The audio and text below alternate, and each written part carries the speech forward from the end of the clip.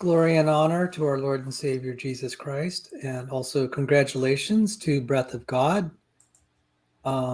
He graduated from high school this past weekend, AP biology student. He's a creationist. Praise God for that. We are praying for you, for your future, and may the Lord be with you uh, in all that you do in your journeys through life. I'm joined here by Emory, Moina, and we're just going to shoot the breeze today. So we had a number of topics. Uh, we're going to talk about fitness a little bit, and then we're going to watch a video by Robert Matheny. Um, that's all I have. We're just going to shoot the breeze. So, Emory, if you'd like to introduce yourself.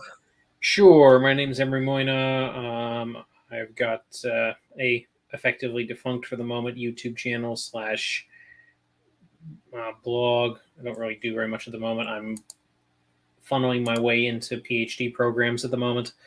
And working on a paper from my graduate thesis. But yeah, I've just finished my my master's in biology in December, and looking to keep going. So. Well, I had this interesting paper. I think I've mentioned publicly on the channel, and I think I think I could talk about this because it needs to be talked about also publicly. And I think I'm on friendly relations with Randy Galuza, and there's a conversation that needs to be put forward. And I would like it to continue to be friendly and open, and people to weigh in. Um, and so we'll talk a little bit about fitness. I think we can also. I think I can be. I had lunch with him. He pulled me aside. He said, "Sal, I mean, people know that I want to go and study physics full time, or primarily in creation science. Whatever I do, creation science. I wanted to transition out of biology." He said, "No, we need you, Sal." He spent an hour, and then after lunch, he walked by. He said, "Sal, I needed to talk to you again. I want to make sure you're going to stay in biology." So, um, one of the topics that um, there have been all sorts of meetings with people, and um, in the engineering research group, I've been circulating this document by Richard Lewontin. It is really hard, but I thought of Emory because it had one section that is right down his interest in plant. So Confusions of fitness. Are you in Lewontin? let me see if I could figure out how to make this thing bigger. It's kind of obnoxious. All right. Ariu. Okay, so the order of authors here is alphabetic. Lewontin went to great pains to say it doesn't, the order of authors reflects an alphabetical order only. Because this Translation, Lewontin's the lead author. lead author. Yeah, that's the translation you should have for that. Now, Ariu, it's like, okay, Ariu, I think now is a very successful computer scientist in artificial intelligence, but he was in the Department of Philosophy. And this paper had a lot of, like, usually all the flowery language that doesn't add anything and makes stuff hard to understand. And there was a lot of that in this paper, but it was landmark. And I had a debate. Some years ago, I got into a debate because Dapper Dino challenged Emory Moina over fitness. And somehow I found it on the blog, or either you contacted me and I said, I think I'd be better qualified to debate. Yeah, I emailed you to ask for information because you had just done a presentation on a channel that shall not be named on the topic, which is where I got thinking about the topic.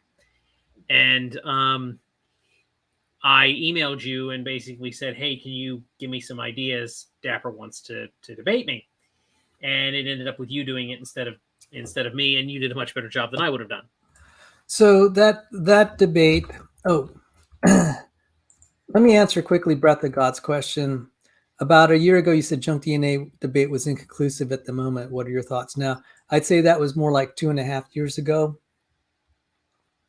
I mean, you may have caught some things I've said, but stuff has been exploding, and it depends on what section, what class of junk DNA. But like the ALU elements, I wouldn't bet that that's junk. Um, Even telomeres now have function. One of the biggest developments has been the epitranscriptome. So these RNAs can be modified, and that's really important. So even if they're repetitive elements, they're really important where they are. They have a role in DNA in the chromatin regions. And when they're expressed, we have these ribonucleo uh, particles, membraneless organelles, and that leverage phase separation. I mean, I talk to researchers in this area. I wouldn't want to be on the other side right now of the argument. Just suffice to say, uh, um, they're going to keep getting humiliated. Is my expectation. Just sit tight. Um, they can only do this for so long, and I think the scientific community in general is rather fed up with them. So there you go. I wanted to at least address that. Thank you for dropping in, and congratulations again on your graduation. So I'm going to bring up the Dapper Dino Sal debate. I actually did a talk on it here. Dapper Dino gets a spanking on the obfuscations of fitness, and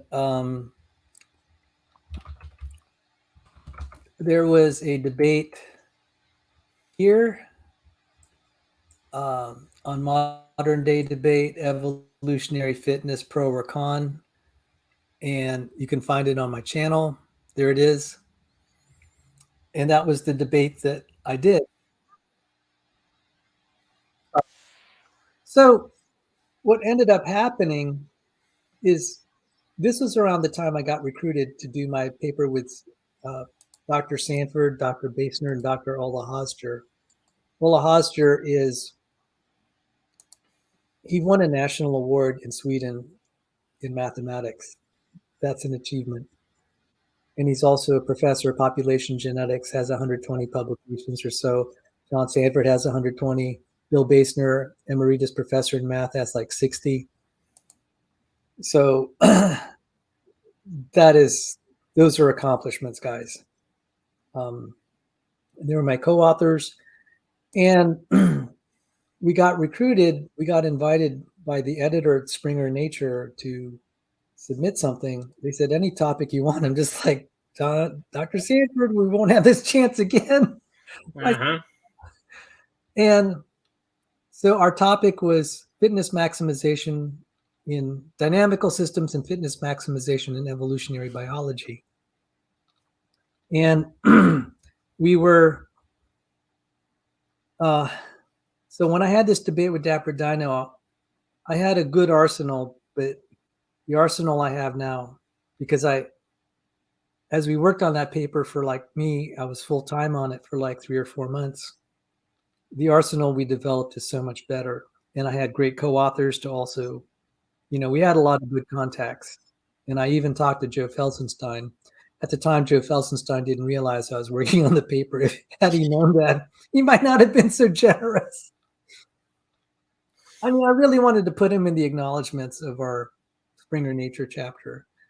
So one of the things that came out of all that, I mean, Dapper Dino has we've had kind of a parting of ways. It was inevitable, but I've been dinging him on fitness. And in my most recent round, I was challenging him on this confusions of fitness. So Dapper Dino is saying this is also clear, it's good stuff. And I'm citing Lewontin here. So I'm going to read something just for you.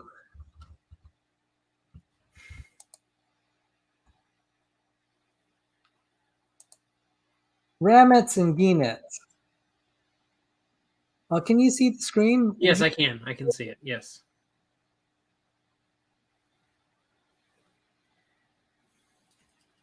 You want to read it? I can. Yeah. Okay, that'd be great. Would you like me to read it aloud or just read it? Yeah, just read it aloud for us. You're such a good reader. Yeah. Violets reproduce in two ways. A flower may set seed, and these seeds, having dispersed, may each give rise to a new plant. Alternatively, a violet stem may send out underground runners, which at points along their lengths put up flowering stalks. A plant produced from seed is gannett, while one produced from above ground asexually from a runner is a ramette. The problem that has plagued evolutionists who deal with organisms, just lost myself. Problem is plagued evolutionists who deal with organisms that both have both sexual and vegetative reproduction is how to count ramettes and gannets in assigning reproductive fitness. Do all the ramettes of a single original stem count as belonging to a single individual, or is each to be counted as a separate individual? It might be argued that since the ramette are all connected as a single body, they are collectively one individual. But is the occurrence of a break in the underground stem sufficient to produce a new individual for the purposes of accounting purposes? Moreover, the problem exists for trees. A tree consists of a large number of flowering stems connected together by branches and a trunk. Why should it matter that these flowering stems are connected above ground rather than below? If a tree is a single individual, then so is the collection of all the ramettes of a violet. How is fitness to be calculated in such instances? Suppose an entire field is occupied by hundreds of ramettes from a single original plant, except that in one spot there is a single plant that is a gannet of a different type. Are the two types to be counted equally frequent? In a colonial organism, say a coral, is a type that produces a single colony that spreads to occur nearly the entire territory available to a species less evolutionarily successful than a type that reproduces 100 scattered sexually reproduced organisms of each of small extent? It would appear the problem of fitness and relative evolutionary success demands a solution to the problem of defining an individual. That's enough. That's heavy stuff right there. Oh, happy birthday, Dapper Dino. Thanks for dropping in. Hang on. I'm going to make you a mod. One moment. If you're not. So thank you for dropping in. I know we've had our issues, but let me just hang on. Happy birthday. So okay. Congratulations, happy birthday.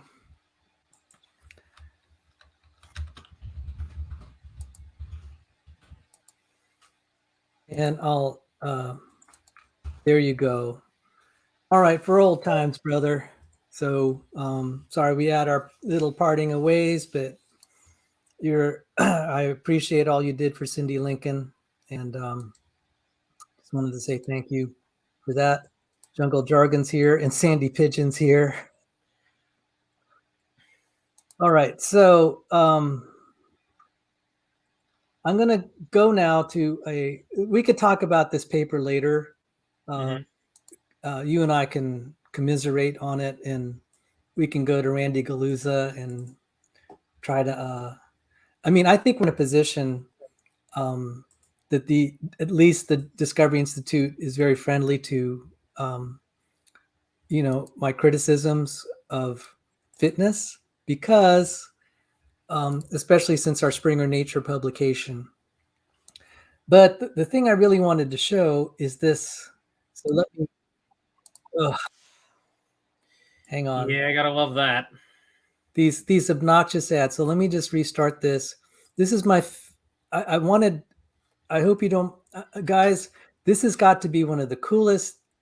This is the most awesomest interview I ever made.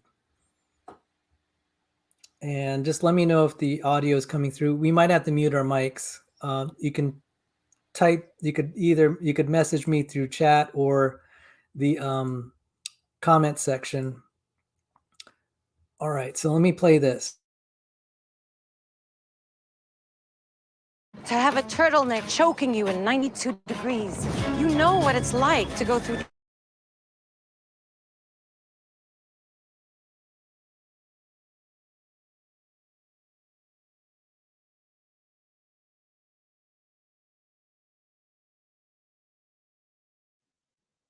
Well, it's so nice to meet you, Dr. Matheny. Do you want to tell us about your work?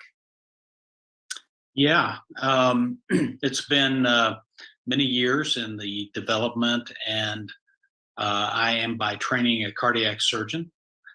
Practiced in Indianapolis for 8 years and then moved to Atlanta.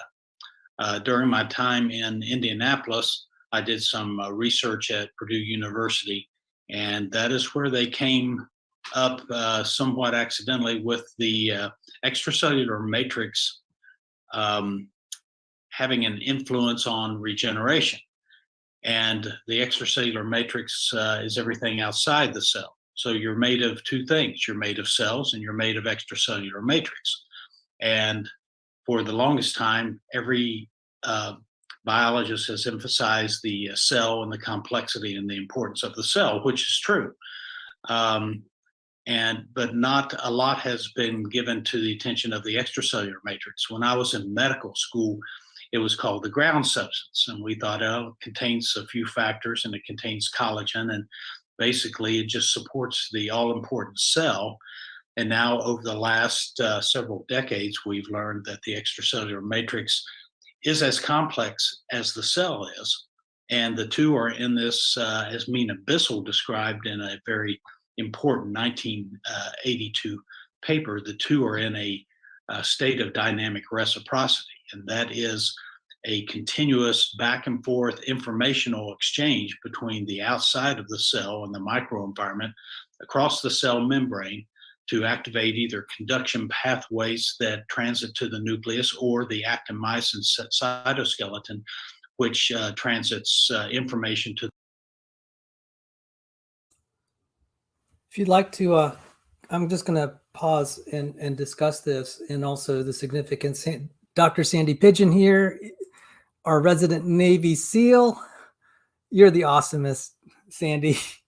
So the significance of this on many levels, and Emory, you can unmute, is that embryonic, and we said this backstage, the embryonic stem cells, Dr. Matheny is pioneered technologies that just reinforce we don't need to be using embryonic stem cells in therapies. What I mean by therapies is where you take some aborted fetuses stem cells and just start shooting people up in it, with it in their various body parts. That doesn't work. There's like a really basic reason that this is why organ transplants are so hard, because you need to match the the donor with the recipient, and that's hard. The other thing is, you're like, okay, you take an embryonic stem cell and you're putting it in a heart valve. It's going to try to grow a baby. I mean, you don't have any way to control the way it's differentiating. They thought you could just shove it in there, and it doesn't work on many levels. And now the FDA is, yeah, this is the nerd tortures. This is our channel for doing nerd stuff like what we're doing now. So what ended up happening is that the embryonic stem cell industry that was financed with billions of dollars was fighting Dr. Matheny, and he won that battle. He's now gotten FDA approval for some of his therapies, and he's not the only one. So his specialty is regrowing heart valves and other body parts, the heart, and he's prevailing. He's prevailing in that this brings hope to other things. So this diagram, I actually, in all my biology studies, I never really worked with the extracellular matrix. So I did not know that we're having all this communication between the cell and the extracellular matrix. So what he was saying is that the extracellular matrix will communicate to the cell and say, make more of this protein or whatever. And the cell figures out what it has to do. So this is really amazing if you think how difficult it is to just kind of grow a body part, all the communication between the cells. Mhm. And it's not just intracellular, it's the cells to cells and cells to the extracellular matrix, and who knows what else. If you had any comments. Not really. I'm not an expert on cell biology. That's a little bit more out. That's a little out of my league. Is there anything like that in plant biology? Okay, so the extracellular matrix in humans is collagen. Off the top of my head, I don't have an answer to that question. I would assume that there is at least something that's going to keep the cells close together. There's going to be some kind of extracellular matrix, but I don't know what it is off the top of my head. Okay. So I'll just move it forward, and if you could mute yourself, I'll mute myself too. The nucleus that convert those signals, either chemical or physical, into an epigenetic alteration to express the genes that are necessary for proper phenotypic expression of the cell in that location. So all that is to be said is the extracellular matrix tells the cell what to do. And like a computer, you need hardware and you need software. So the information is passed location.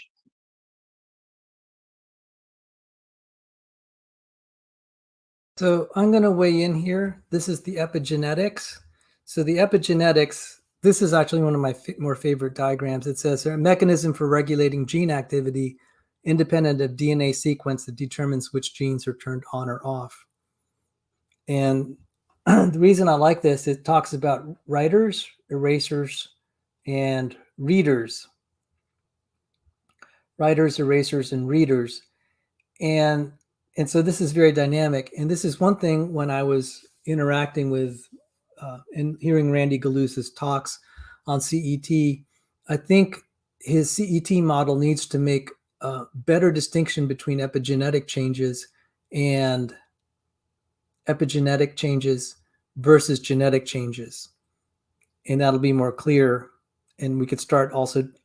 One thing Randy was saying to me, he said, try to avoid using the word mutation, just use the word genetic change. And I said, okay, makes you happy, we can do that.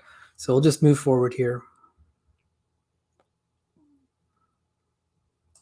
The genes that are necessary for proper phenotypic expression of the cell in that location.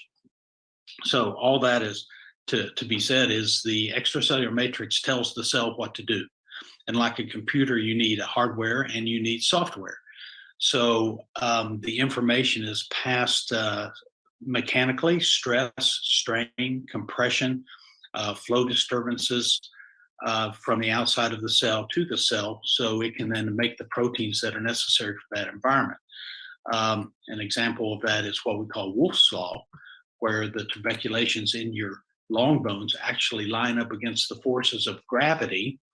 And if you don't have gravity, those tuberculations will actually start to disappear or dissociate. So the forces actually dictate what the structures become. And we call this form follows function.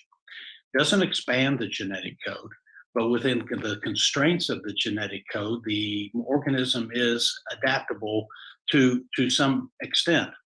So the corollary to Wolff's Law is Davis's law in the soft tissue, where if you have stress and strain and pull, the cells will recognize that because of their attachments to the extracellular matrix. That information gets transmitted in a lock and key fashion that's very specific for the proteins to the nucleus, where epigenetically the genes are manifest to be transcribed to deal with that microenvironment. And it's not really that sounds complex, but if you have a dumbbell and it weighs 50 pounds and you keep lifting it, your muscle's going to get bigger, okay? Because the forces are required and your body adapts within some constraints. This is not a genetic change, it's not a mutation, which, just as an editorial off to the side, being a clinician, it's easy for academics and some biologists who look at genetic change to infer that that is a Darwinian expression of the mutations to change. In real life medicine, we call that disease, okay? You have genetic disease. you change one amino acid and you get problems with cystic fibrosis, you get thalassemias, you get um, uh, different types of a myriad, hundreds, thousands of different genetic diseases when you have mutations. It's a problem. It's not a benefit. So, all of that was very interesting when academicians present that, because I'm going, all we see is disease. When you have a genetic mutation, the organism gets weaker, not stronger. It doesn't diversify. But going back to the science of the extracellular matrix, this was used basically accidentally to begin with, and then purposefully to provide a microenvironment for the cells to function in, and we can make products out of that. So some extracellular matrices, or ECMs, are quite proliferative. Some cause angiogenesis or new blood supply. Some are what we call immunomodulatory. That is, that they actually change the default mechanism of scarring to one of regeneration. Some animals already do this: planaria, starfish, axolotls, zebrafish. You can give them an infarct. You can do different, cut off their arms even, and they'll grow them back. And that's because the matrix actually directs that cell differentiation after the cells dedifferentiate. So, but humans and mammals, we don't heal that way. We heal by scarring. And our immune system is inflammatory. So you have to locally alter that default change and response of the immune system to one that's non-inflammatory. And then those genes are capable of expressing the proper tissue at that location. So we take the matrix, which there's different varieties and kinds, but the one that we use the most is called SIS, or small intestine submucosa. And the small intestine submucosa is very proliferative. You actually replace the lining of your intestine about every 7 to 10 days. So new cells have to replace that. So the basement membrane and the submucosa are very proliferative in their signaling for the cells to divide and grow. It's also immunomodulatory in that it keeps inflammation from occurring, very much in the manner that the placenta does for the mother and the baby. They do not have the same genetic code. So the baby would reject mother if the placenta wasn't there. As it is, the children usually wait till they're teenagers to reject mother now. So that's there's no help with that. But that type of immunomodulatory capability is with the small intestine as well. So we can make that into different products that go into the body that provide the proliferation, the angiogenesis, and the immunomodulation, so that those tissues get regenerated rather than scar tissue formation. So in medicine, in surgery especially, in cardiovascular medicine, everything that we use right now is decades old technology, Dacron grafts, PTFE or Gore-Tex, which in my opinion should never be used in the body. It should only be used as raincoats. So we want to get away from the synthetics that have inherent problems, inherent scar formation, and never turn into the tissue. This is of great benefit to the patient, but it's particularly valuable to the pediatric population, because none of those synthetics will grow with the babies. Mm-hmm. So just I was telling Sal when before we left the meeting, we had a case coming up the day before yesterday at Cincinnati Children's. We replaced a heart valve in a 4-year-old. Well, that baby had had 4 previous operations for synthetic valves that either wore out or clotted off and didn't have any capability of growth for that child. So we put in a heart valve made out of the matrix, and this may be the last valve that child needs, because it will turn into their tissue over the next several months the implant actually goes away, and you're left with their tissue that functions as normal tissue, a normal design of the valve, and is capable of growth with the children. So this is really where we're going, is taking some of these new discoveries in the extracellular matrix that are capable of regenerating tissue and making different products out of that, so we can really usher in a new era of medical devices that aren't just engineered from synthetic constructs that all have their shortcomings, to something that is much better and is of the patient's own tissue, not a synthetic. So that's amazing. That's kind of the whole story in a summary.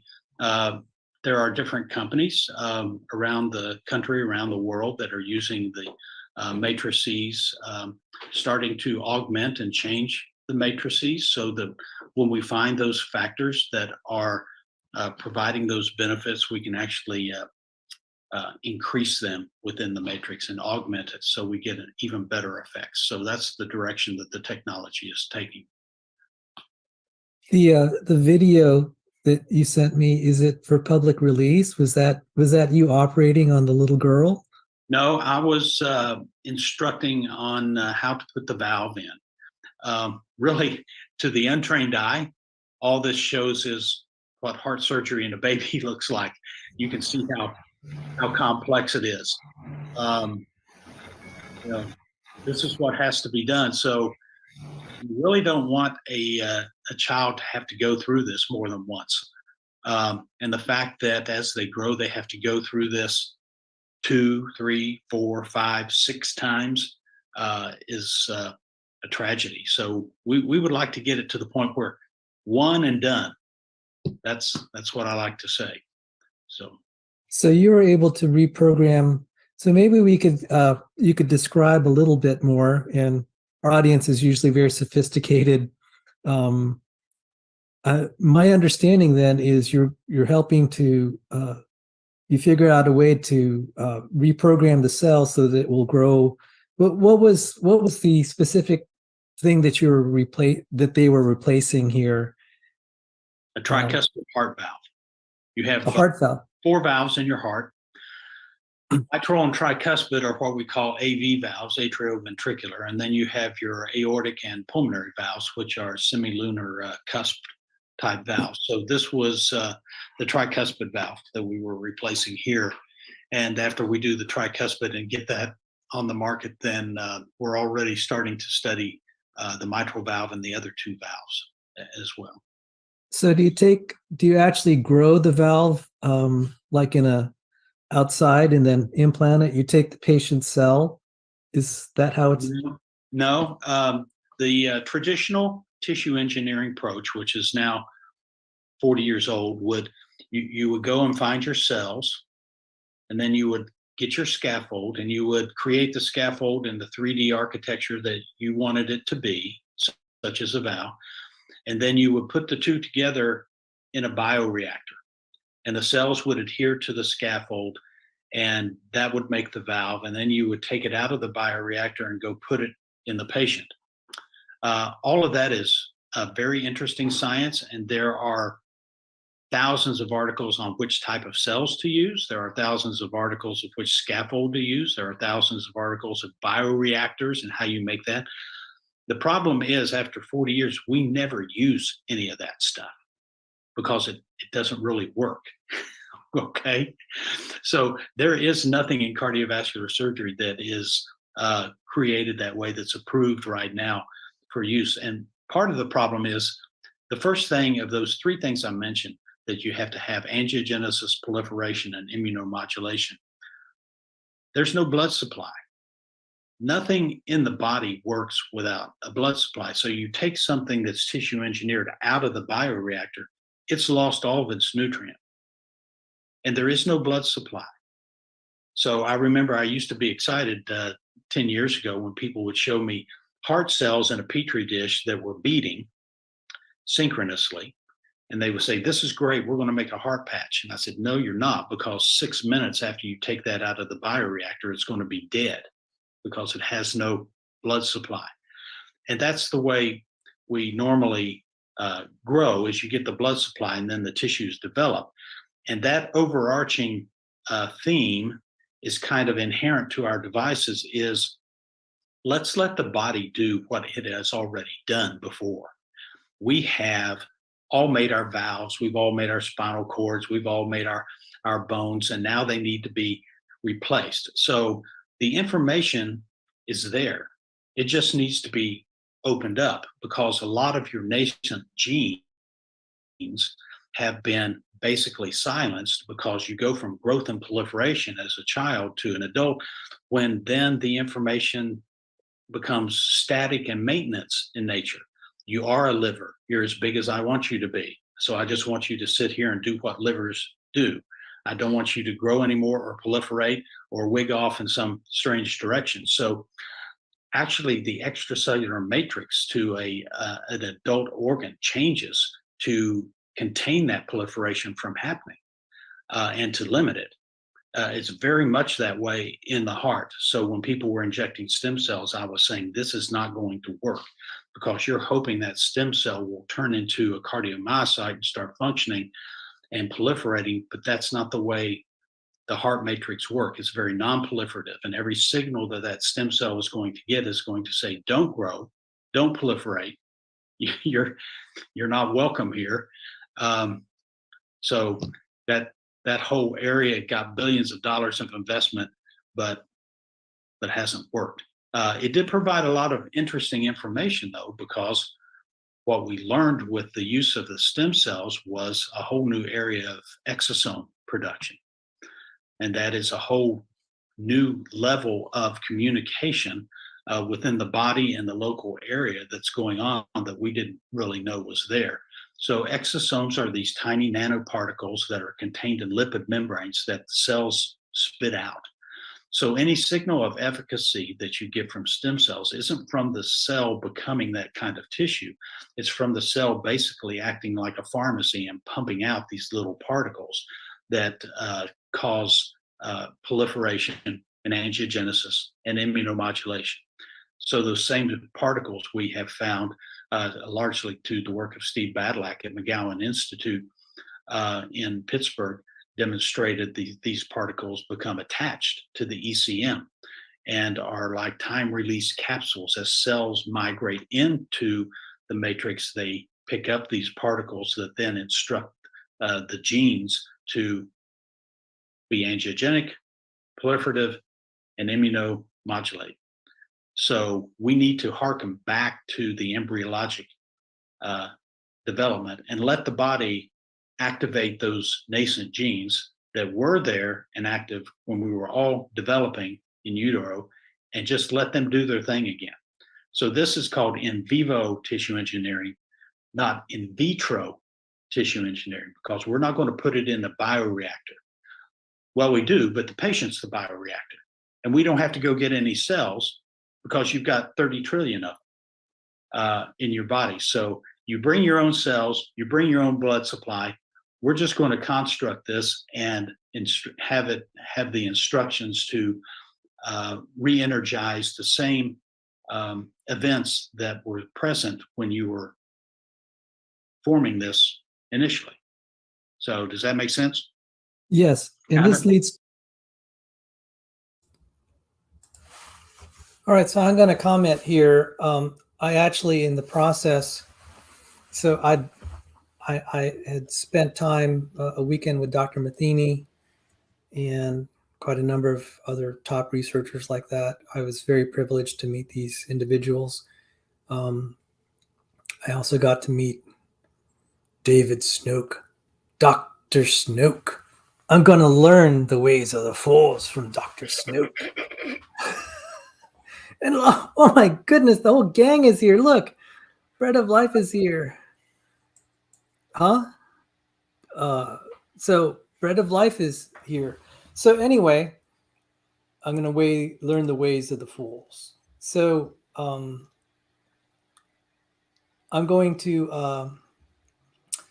I'm going to try to have some more guests here, including hopefully Dr. Snoke. I really Dr. Scott Minnick has tentatively agreed to show. I might be able to interview Ann Gager and Joe DeWeese. Joe DeWeese, definitely. He owes me one because I'm going to be doing a presentation on ALU elements for his for a private group. So, so let me just back up a little bit. So I had the privilege of talking to Dr. Matheny, and I didn't quite understand how he's reprogramming these cells. So I just want to clarify a little bit. So this is, okay, how he does this, and this pertains to the nested hierarchy of biology. So one of the best arguments for, okay, what I say best, it's one of the most compelling arguments for universal common ancestry is the nested hierarchy. But an alternative way of looking at this is that God created all these creatures to help us understand ourselves. And we're going to cover that a little bit later in this discussion. But he was able to take body parts from pigs and re-engineer them and then insert it into the heart, human heart. And so the first the first preliminary trials of this were done on mice and rats and then sheep. So you obviously can't do this with a plant, but you can go up the nested hierarchy toward a human. And as you start to see that it worked in a mouse, then you can try it in the sheep. And then you can if you want, I guess you could try it on monkeys or chimpanzees or whatever, but they went right to human trials. So get this, they're taking the intestines of pigs and they tested it on mice and rats and then sheep, and it was regrowing these valves, which is amazing. So what these stem cell therapies were doing is they just, let's just take these embryonic stem cells from an aborted fetus that's not, we don't know how compatible it is with you, and just inject it. The FDA has been frowning on that. It's not been working well. So there has been a lot of suspect stuff, whereas Dr. Matheny's stuff is getting FDA approval. And so let me just back up here. If you have any questions. No, this stuff is really cool stuff. So I'm not an expert on anatomy and physiology in any way, shape, or form, or cell biology. So, but this is interesting stuff. But the best part is he's a creationist, and we'll get to that a little later.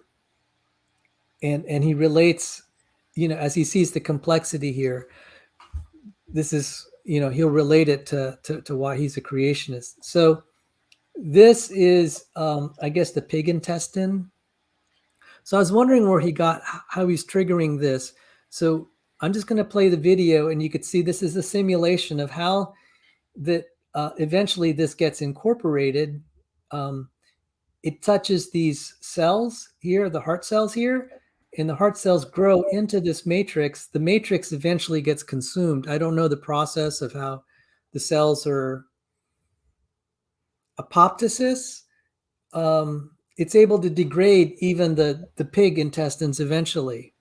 I mean, he describes how this came about. He said, we found this by accident.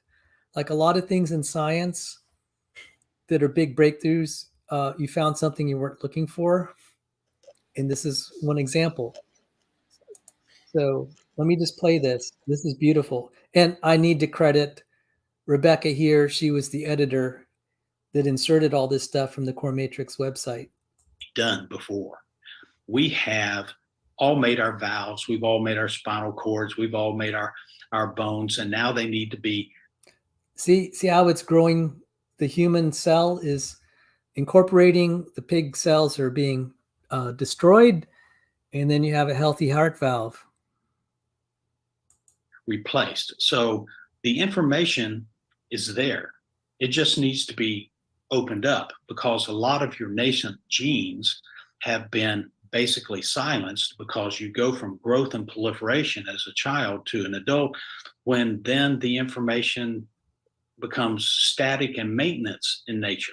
You are a liver. You're as big as I want you to be. So I just want you to sit here and do what livers So I'm just going to know was there. fast forward. So excess investment, but Hang on. that hasn't worked. It did provide a lot of interesting information, though, because what we learned with the use of the stem cells was a whole new area of exosome production. Okay, so this I only barely covered this in school about exosomes. So these are, hang on. This is the cell wall of one cell and the cell wall of another. And you have these little circly things called exosomes.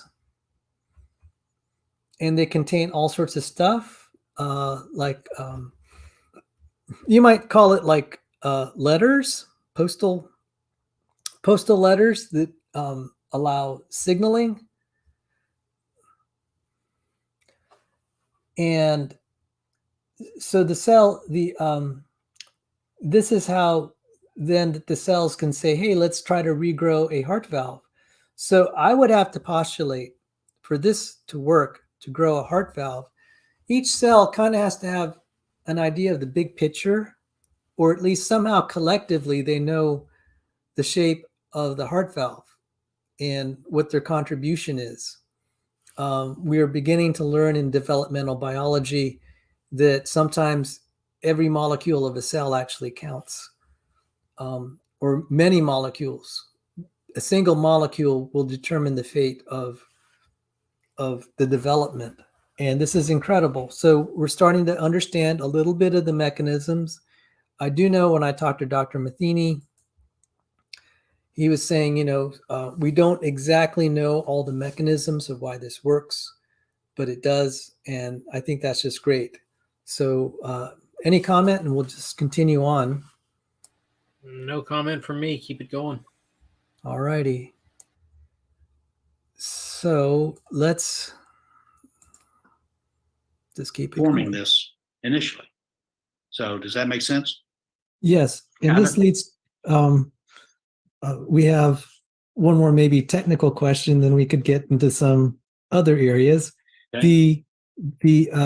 You had, when we first met, you'd related the story that you were presenting at a conference, and there were a lot of advocates of embryonic stem cells, and they sat you down because you were finding an alternative to embryonic stem cells that actually work better. If you could relate that, this would be awesome. Yeah, actually, that has happened on several occasions, but I was, because of the regenerative nature of what we were doing, we were invited to certain conferences. And I remember telling several of my friends that this is not going to be well received. And they said, no, this is great. I mean, you're actually accomplishing what they want to do. They're trying to regenerate heart muscle, and they haven't really been able to do it. And you're regenerating heart muscle that's not only a few cells, but full thickness trabeculated ventricle. So they're going to love it. I said, no, that's not how science works. Thomas Kuhn in his Structure of Scientific Revolution will tell you it's not well received by the ingrained priesthood. So I got up there and said, guess what? You don't need to go harvest stem cells. You just put this stuff in and it does it all on its own. And I was asked to step down from the podium because neither the organizers nor the presenters wanted to hear what I had to say. And of course, in hindsight, all of that had great excitement, and then it went away as the stem cells weren't working, and there were dozens of different types. And the thought was, well, we just don't have the right type of stem cell, or we don't have the right concentration of stem cell, or they're just not lasting long enough to work there. And it was none of those. That's not how they work. So I was asked to step down from several podiums. That basically, when people are doing research and they've got millions of dollars of funding, and you just told them that their baby's ugly, they don't take kindly to it. So, it doesn't always set well.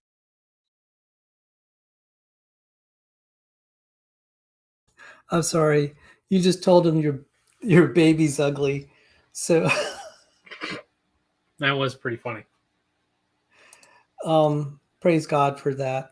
Honestly, I was getting sick to my stomach over all this embryonic stem cell research. Hmm.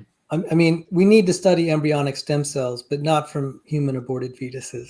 We can learn so much because we do have the nested hierarchy, and we have model organisms. We'll talk about that later in this talk. So I got to tell you, that really weighed on my heart a lot, the whole embryonic stem cell thing. Hmm. Hmm. Okay, I'll move on. I hope you're enjoying this. This is the first time that we watched this, so I'm really glad. Hmm. Yeah.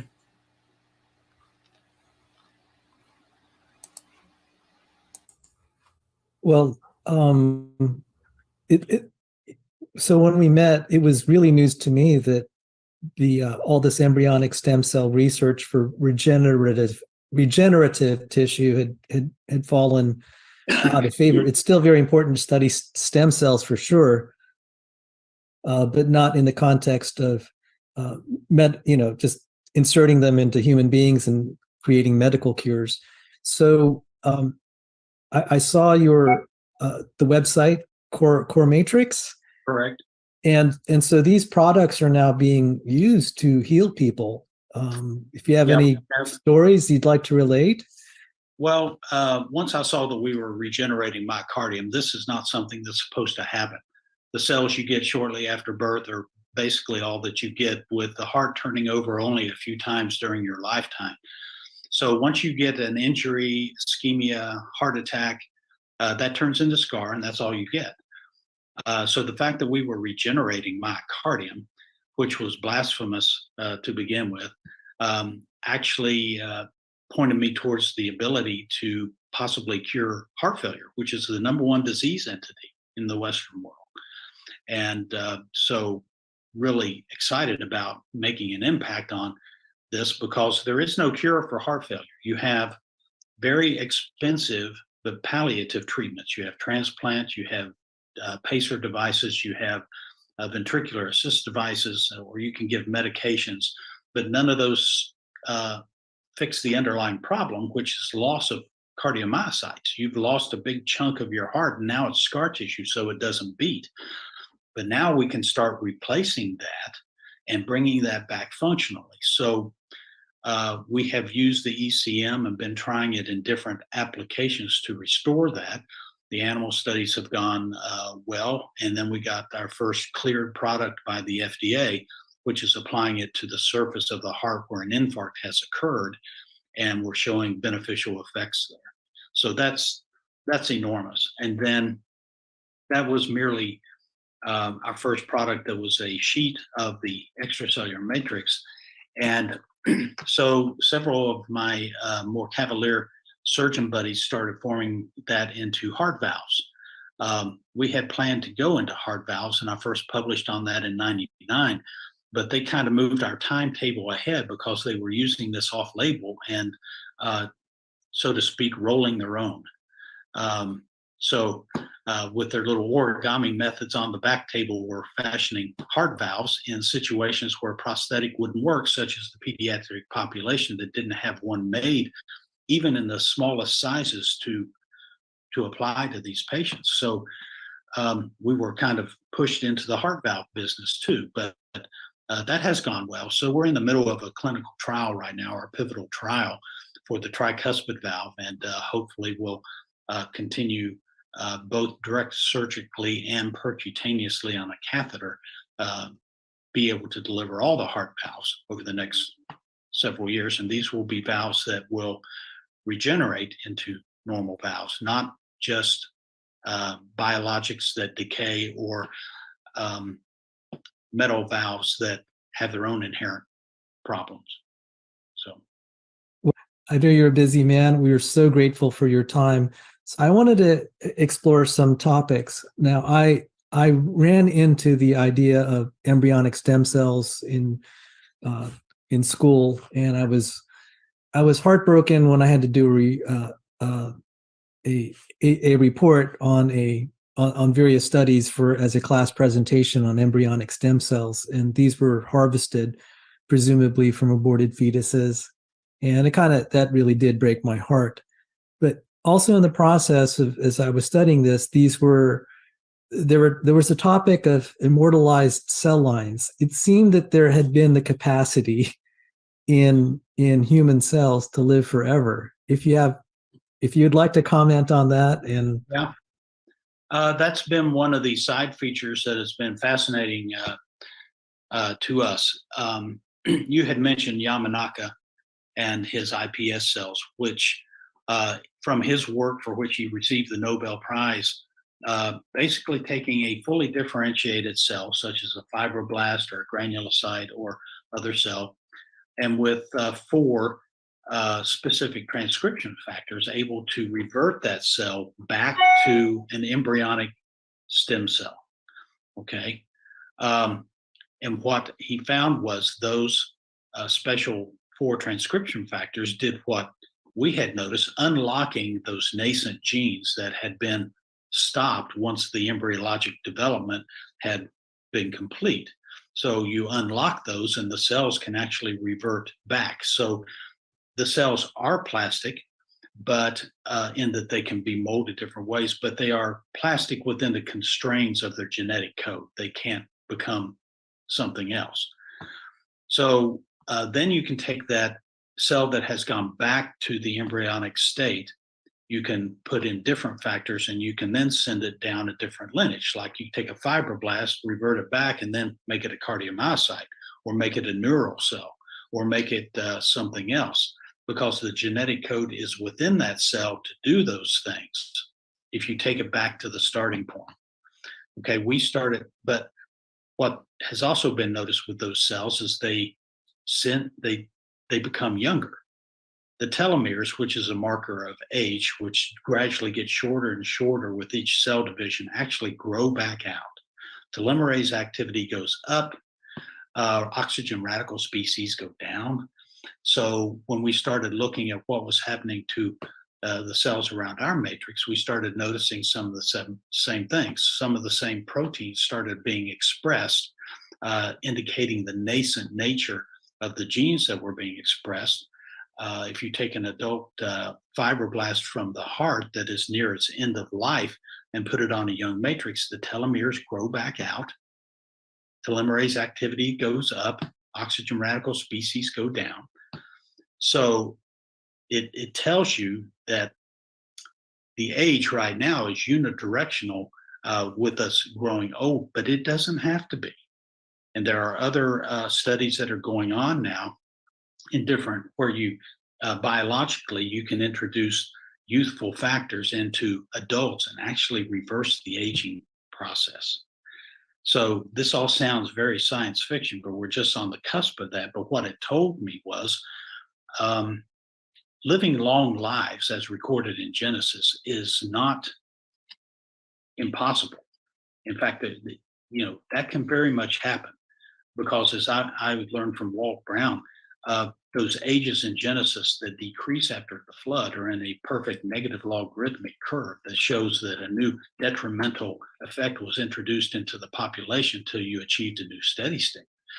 So very exciting to see the possibilities there. And for those that see the film, this isn't my quote, but I was at a meeting where the presenter said, those individuals who will live to be 150 years old have already been born.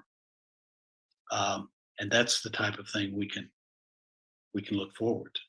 yes, and I just related to my research, I worked for famous genetic engineer John Sanford, and it was also his conclusion that people had lived long. That seems very much in the realm of possibility. I know, for example, we have progeria, which is early age aging, and the human being, these individuals live like only 1/5 the normal lifespan, and it is only just a few mutations in nuclear lamin A that will cause them. So to me, it's perfectly feasible that some genetic mutations in the past, if they weren't present, we could be living 5 times longer, because it could be just that small of a change of degradation. Yeah. So what we're doing, I think, in the research you're doing, we're finding ways to work around. We're not re-engineering the genome, but we're finding ways to kind of work around the problems that we've inherited. Right. If Yamanaka can completely revert a cell back to an embryonic state with 4 transcription factors, it may not be that many that were affected that caused the change. That's correct. There was the punchline. And I got to tell you, Rebecca and I were praying whether Dr. Matheny would come forward, because for him to come out and say, living long lives as recorded in Genesis is not impossible. You're basically declaring yourself to be a Christian creationist. And he was like, I'm not afraid to talk about it. We talked with him backstage. He said, "Oh yeah, I'm not afraid. It's perfectly clear." So Good on him. I'm sorry. I said good on him. Yeah. I was worried, but then it's like, well, he has a platform, and I can't imagine that his fight against evolutionists is going to be any worse than his fight against the embryonic stem cell community with their billions of dollars at stake. I can't believe he survived that. You had to have some internal fortitude to be able to fight that war. And so I'm there's just about maybe 10 more minutes of this. Okay. But I wanted to tell the viewers, what he's saying is incredible. You could take an old man's cells, and he mentioned the word fibroblast. The fibroblast is a skin cell. You can reprogram it with Yamanaka factors. It'll be like a newborn baby in terms of the quality of the cells. Now that does sound kind of scary and science fiction-y, but I mean, if you think about it, an old man can father a newborn, and that newborn child will have all the youthful features. So how is that possible? We're beginning to understand the process now. So what I weighed in, and I'm glad he kind of backed me on this, is that we have evidence of people that prematurely age. These children with a condition known as progeria. And it's just a few mutations in the nuclear lamin A gene. And I'm like, well, if that's the case, then maybe we could have lived longer, and we've just had a few mutations in our genome. And so what he said, I think that's probably correct, because look how easy it is. We could take an old man's cells and we can reprogram it. We can't change the genetic problems that are causing aging to begin with, but we can kind of work around it. And he said the fact we're able to work around it so easily suggests to him that maybe it's just a little damage in the genome that is causing us to age like the way we are. And so the topic of immortal cells has also been kind of, we talked about that. I mean, this had to be the awesomest interview I ever conducted, ever. It's a very good interview. That's why I wanted us to watch it together. And I know you're I didn't realize, there's so much about all the kinds of specialties in biology. So you have the cell biology kind, and then you have the people that are organismal. I'm not organismal at all. In fact, I'm so cell biology oriented, I didn't even know about the extracellular matrix.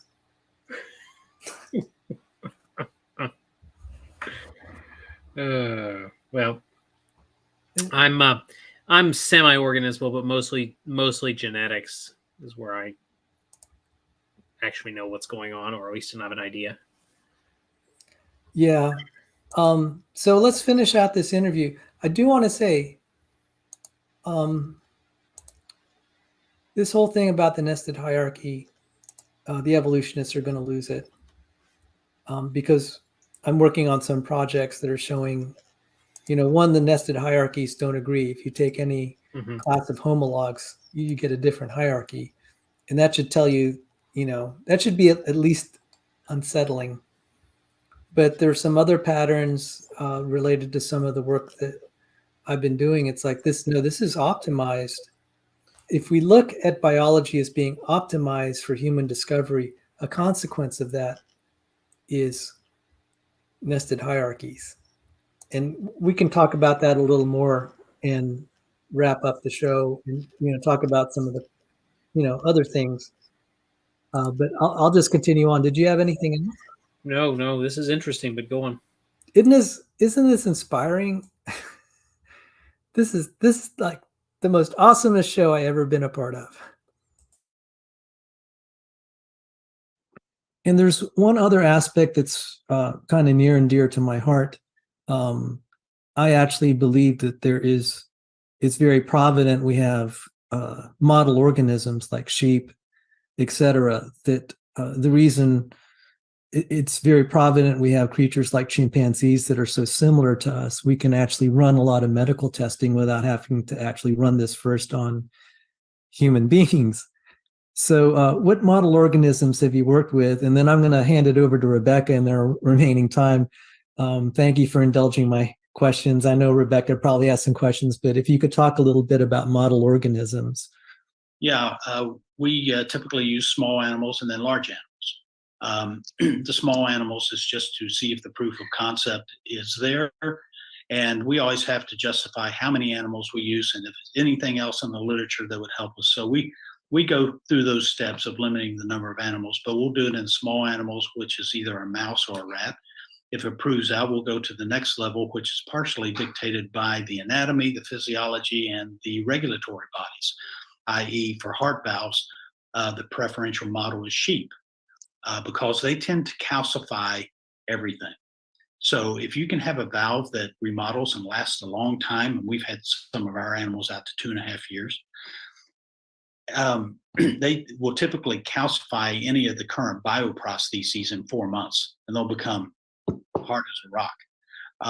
So if you put it in a sheep and it doesn't calcify, then you're on the right track. So that model, the valves are similar, and the model is what is required for regulatory purposes.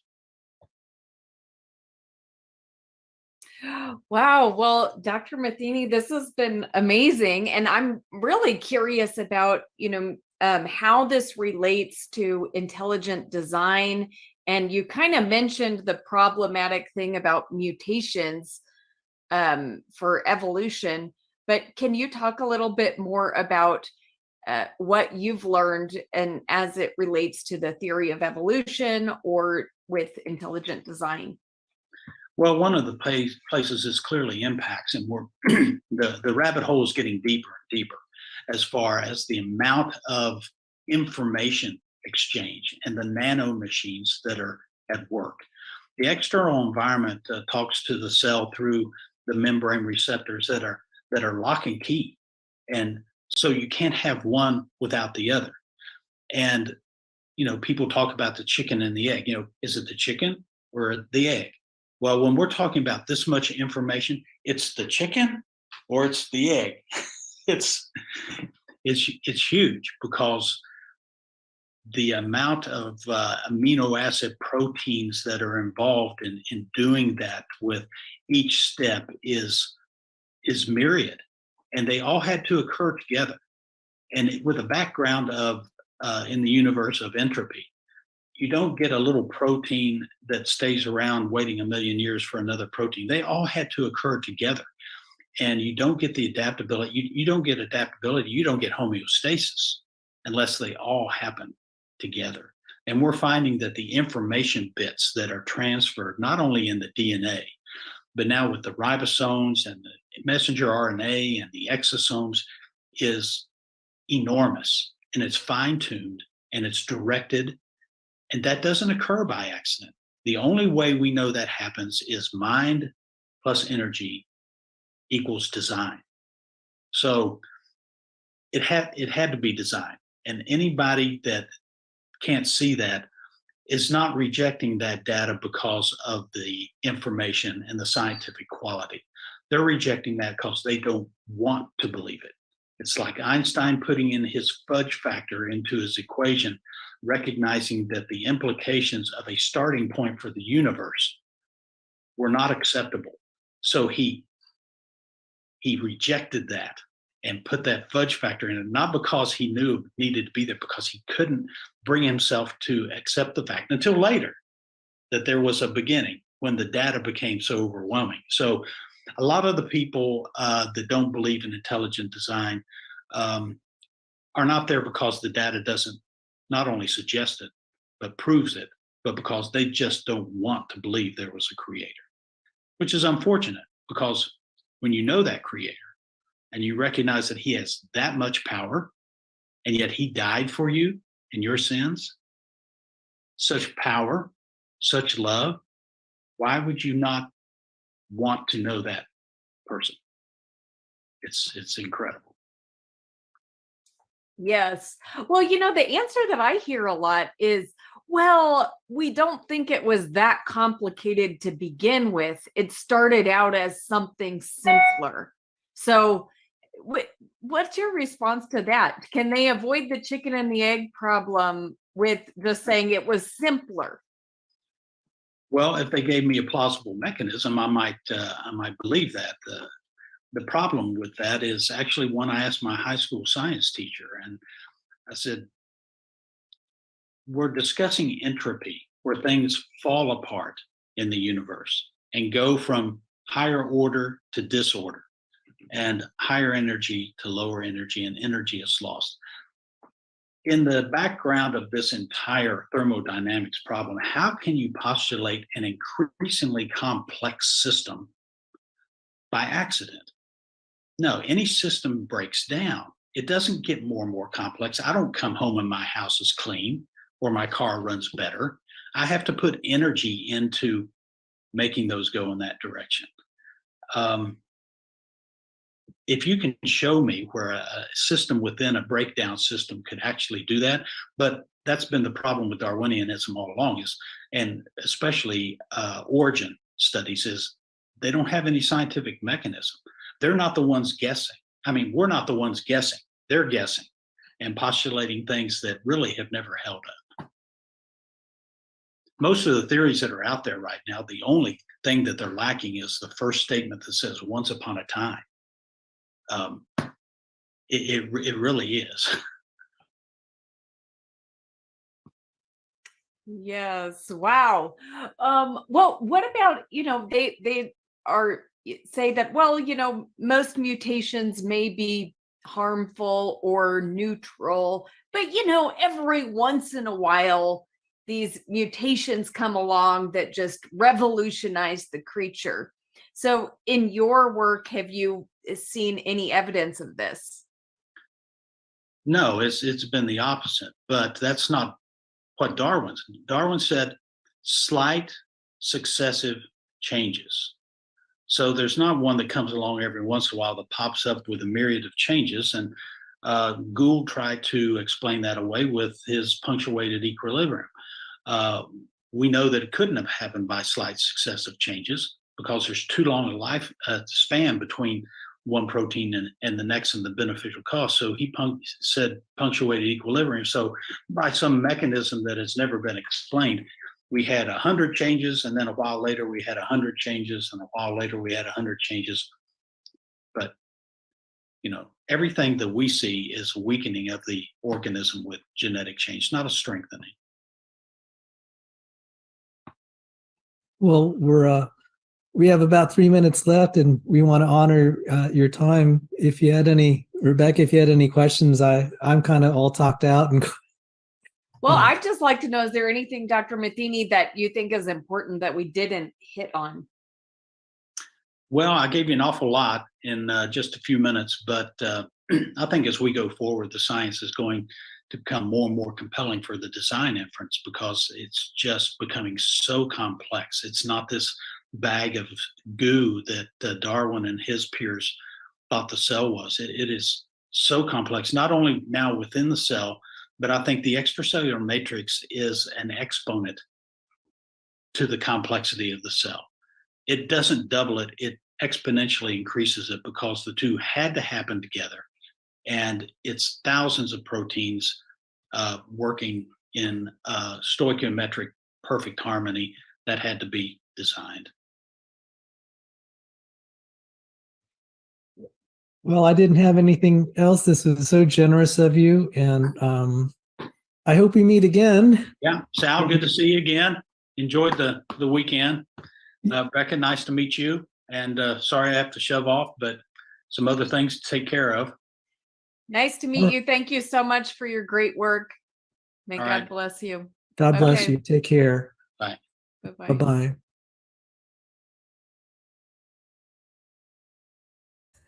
And there concludes the most awesomest interview I ever had on the channel. That is seriously impressive. Yeah. I met him and I said, it gives me hope for the world. The Lord says the world's going to pot, but it gives me hope for people that want to seek after the Lord. They will have a lot of evidence. They will have, it's becoming evident, and the people of his caliber, there are more and more of them, on certain channels around YouTube. The Darwinists just pick on Kent Hovind. I'm just like, you're not even, there's a reason that's done. It's one way to avoid dealing with the real problems with evolutionary theory. And it's also one way of just like trying to ignore the fact there are very accomplished scientists who don't need it at all, who don't use it, who don't believe in it, and their lack of belief doesn't hinder them making great contributions to science. And I'm hopeful there are going to be more. I didn't realize that quietly there are people like this on the planet. They just are not in the headlines. Mm-hmm. So in probably the closing moments, we could talk a little bit about Ploidy, Sure. because I think Dr. Joel and I have had a falling out. Don't need to belabor that, but I was getting really fed up that I would labor to research something, I present it, and he just makes some rabbit trail argument and just like not consider it. And I finally got fed up when I was reading evolutionary peer-reviewed literature and he starts talking about pornography, and it's like, dude, you're changing the subject. You're not dealing. I just went through a great deal of trouble to find these articles and to share them, and you just dismiss it with some comment. I'm just like, I don't need you. I don't need that garbage. I have been thankfully been kind of adopted into a community where my friends are like Dr. Matheny, Dr. Snoke, and like, I don't need Dr. Duff. I know that's harsh, but to me, that was just trawling. This isn't about science. I don't know what makes him tick. And I do want to say this about some of the evolutionists like him.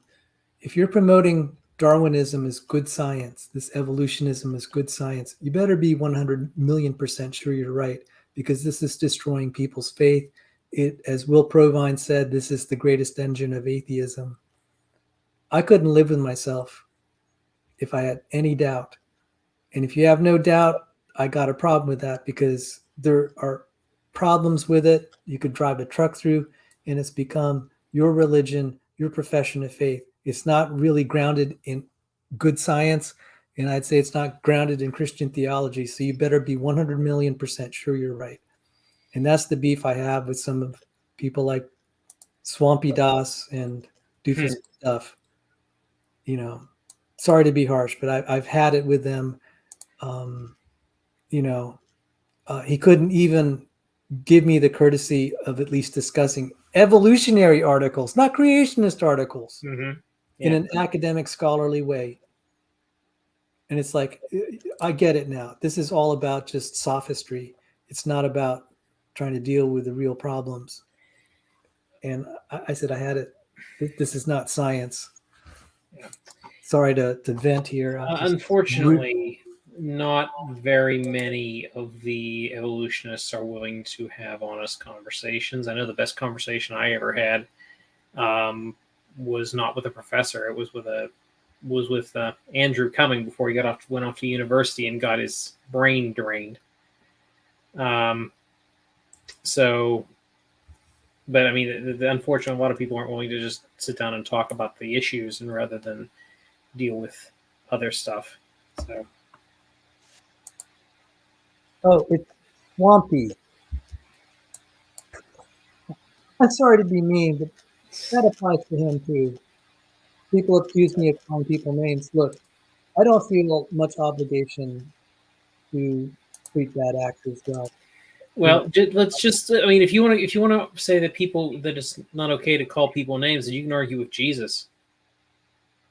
Oh.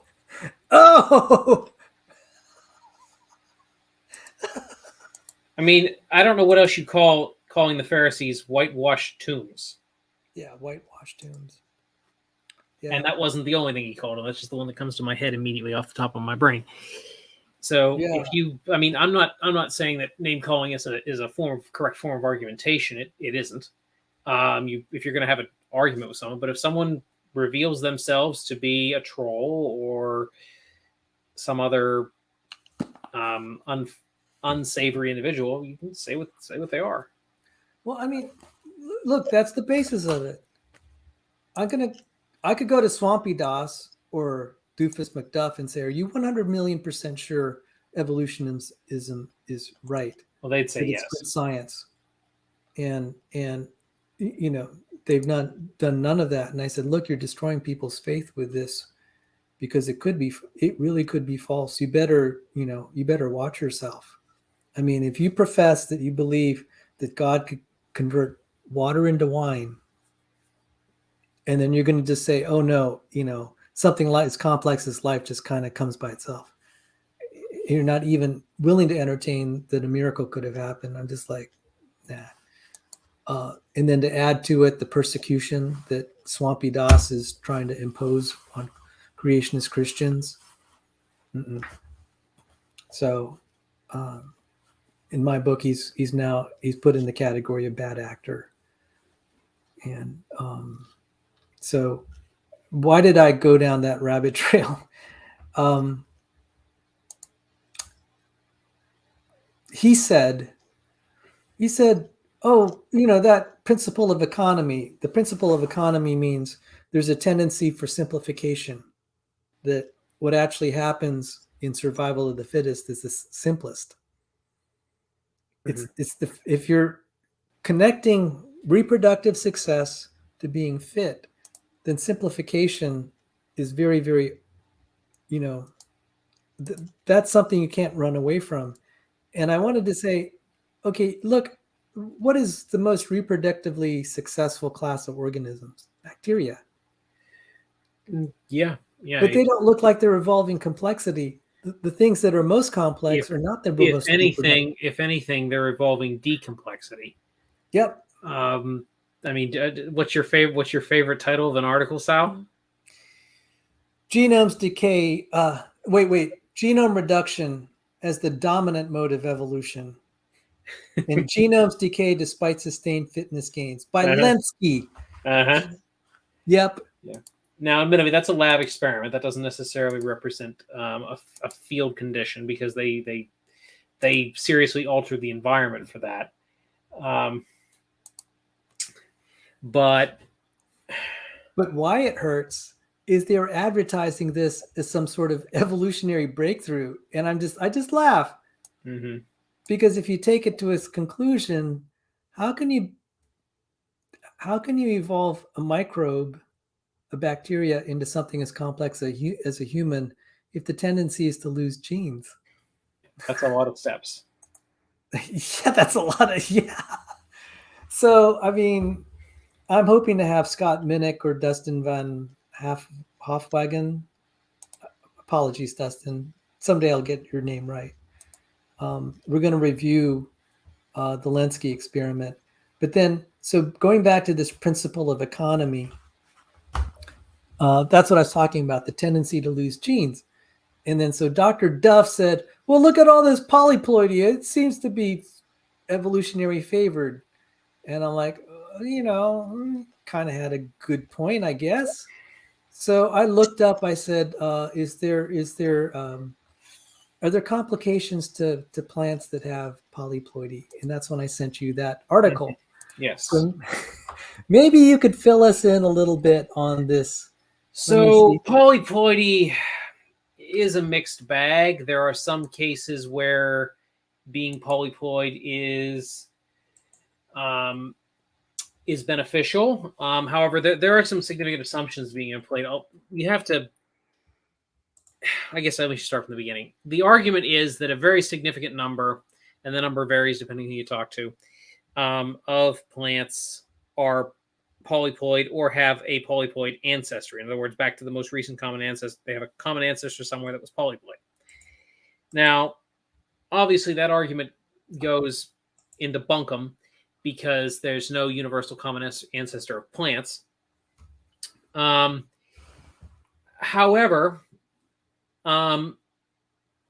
it is possible that there are some benefits in certain situations to polyploidy. One of the most common ones being better adapted to harsh environmental conditions. That tends to be the primarily associated benefit. But there are others. Not all polyploids exhibit this. And there are some diploids that are better in harsh conditions. So there's a whole lot of back and forth on this topic, and there's not really been a whole lot of meta-analysis to actually get a solid trend one way or the other. So there is that. It's rather unclear at this point whether polyploidy as a whole is beneficial or detrimental, and there could be reasons for that I'm not going to go into.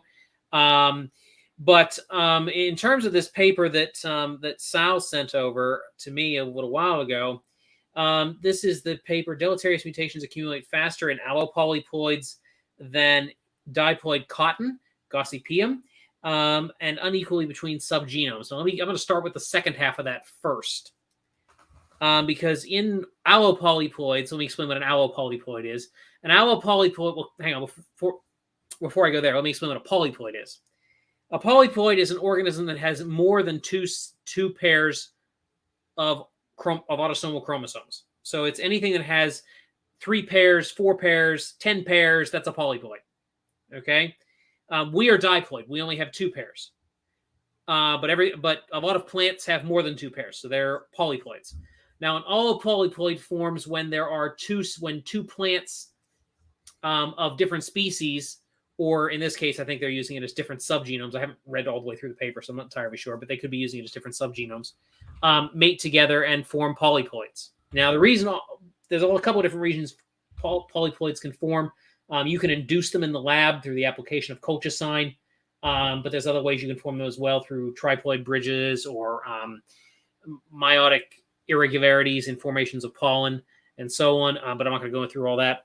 But the point here is that deleterious mutations accumulate faster in an allopolyploid. An allopolyploid is, again, formed by 2 different plants usually of different species, or maybe in this case, different subgenomes joining together to create a new plant. Now, the reason why the allopolyploid... Whoa. Sorry. I did not know that was even possible. Which part was even possible? You can take 2 species of plants, mm-hmm. and then they bring make them together, and sometimes you'll get a polyploid and a polyploid descendant. So would these be called hybrids, or is it just like they'd be hybrids?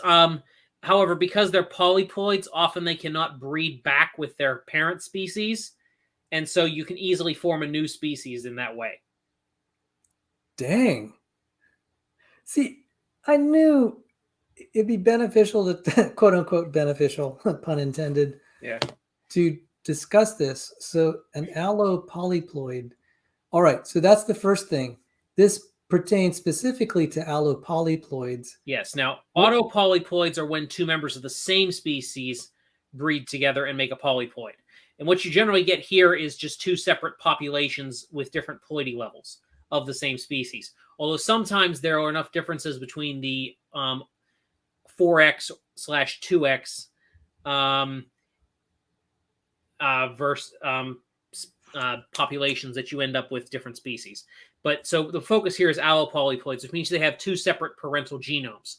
One set comes from species A, the other set comes from species B. That's why we're talking about subgenomes here, because you have two chromosomes. If you have a 4x, if you have a tetraploid, you have two of those genes. Two of those sets of genes come from parent A. Two of those sets of genes come from parent B. You end up with 4 copies of a given gene in a tetraploid. Now, that doesn't always last for an extended period of time. A lot of times plants, if the gene dosage, which is, by the way, having more than one copy of a gene is called gene dosage. So having 2 copies, you have a larger gene dosage, 3 copies even more, 4 copies even more, et cetera, okay? But sometimes if the gene dosage doesn't do anything or is detrimental, the plant will start doing what is called diploidizing. And when I say diploidizing, it means it starts basically ejecting genes that it doesn't need. So if you have 4 copies of gene A and it doesn't need 4 copies, and 4 copies doesn't help it or is detrimental, the plant will eject some of those copies. It will get rid of some stuff. It will just toss it, throw it away.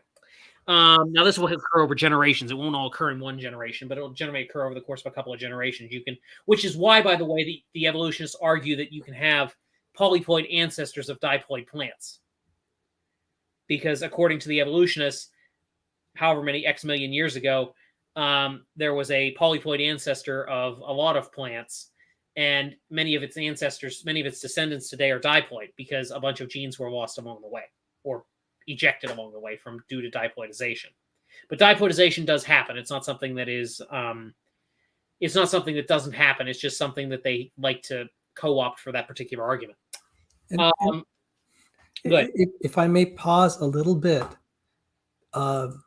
actually, I think ploidy is a design feature, and there's a subtlety here that is lost on Dr. Duff. First off, it was provident. We were talking about Dr. Matheny's work, who cardiomyocytes. Mm-hmm. They have octoploidy, or whatever you call it. 8 levels of ploidy. You have the 8th level. Yep. Yes. I mean, it's very rare that in our somatic cells you have more than diploids, but in the heart for some reason.